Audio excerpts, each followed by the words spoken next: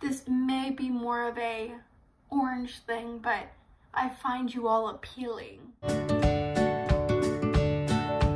Hello and welcome back to my channel. This is Good Chives and today we're talking about onions. Onions are such a versatile ingredient to use. I use them in so many dishes, in their raw state as well as a cooked state. When utilizing them in a raw state or lightly sauteing them, they're gonna add this sharpness to your dish. If you slow cook them or roast them, they're gonna add this sweetness.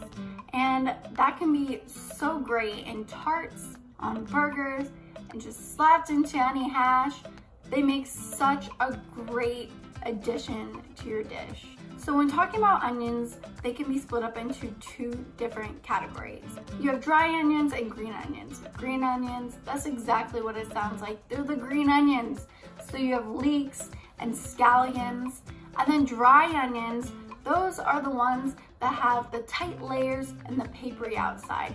Your red, yellow, and white onions. Dry onions can also be split up into two different categories, sweet and storage. Storage onions, that's exactly what it sounds like.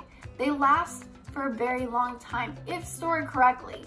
So when storing your onions, you want to keep them in a dark, dry, and cool place. Also, a little tip is when storing onions, I know that you're also gonna store your potatoes in a dark, dry, and cool place, but you wanna make sure those two are as far away from each other as possible.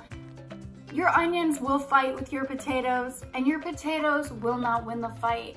And then when you go to grab a potato, you're gonna be like, why is my potato so soft? I just bought these. And it's because they're stored with your onions. And your onions are just not a fan of your potatoes. For your sweet onions, those are gonna be the smaller, flatter ones that you find in your grocery store. Now that we've gone over what to expect with onions, let's dive right into cutting one. We're gonna go over a small dice, a medium dice, and a large dice. Begin by cutting the onion in half through the root end vertically.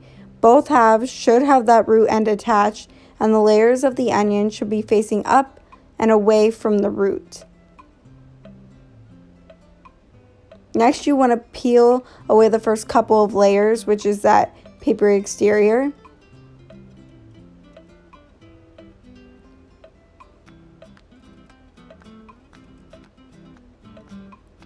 Then you want to start cutting the onion lengthwise without cutting through the root end. And by leaving that root end attached, your onion will stay together while dicing.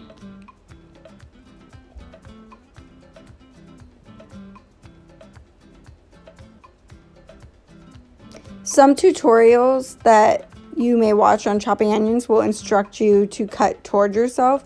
I don't find this necessary since the onion has natural horizontal cuts already. And for a large dice, which is what I'm doing right now, I'm cutting 3/4 of an inch by 3/4 of an inch. I'm breaking apart any pieces that didn't get fully chopped. And then for a medium dice, I'm cutting 1/2 of an inch by 1/2 of an inch.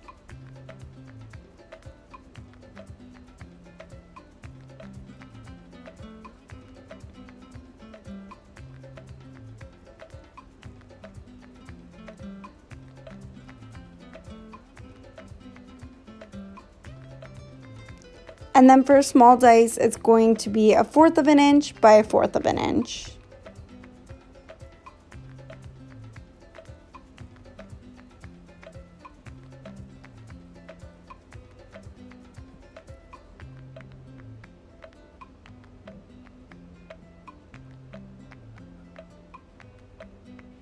These are my small, medium, and large dice. I apologize for the angle. I did not realize I was recording that way.